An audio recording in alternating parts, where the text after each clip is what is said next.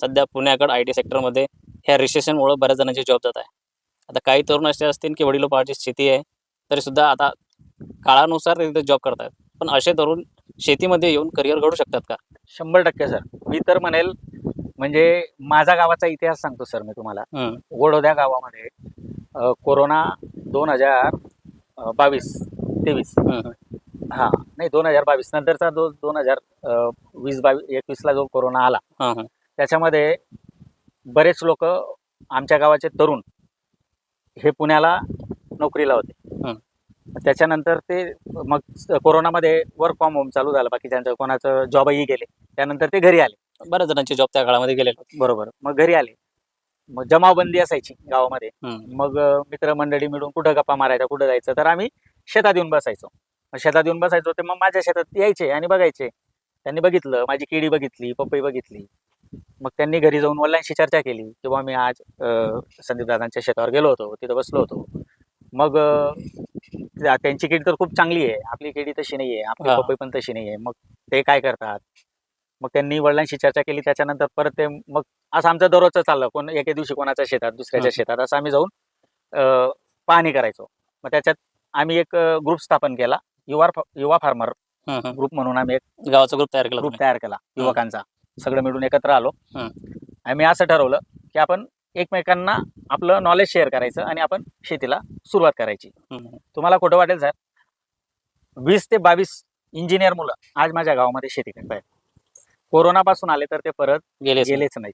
एवढं त्यांच्या शेतीत त्यांनी बदल केला. आज माझ्या गावामध्ये मी सुरुवातीला एकटा एक्सपोर्ट करायचो.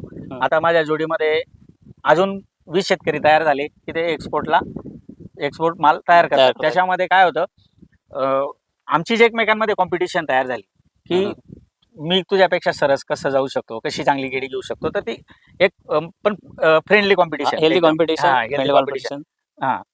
तर त्याच्यामध्ये एवढे चेंजेस झाले सर गावामध्ये. तर तुम्हाला सांगतो आज माझ्या गावामध्ये 60 ते 70% मला हा एक्सपोर्टला जातो वडोद्या गावात. मोठी अचिव्हमेंट आहे समजा एका छोट्या गावाच्या तुलनेमध्ये. हो सर.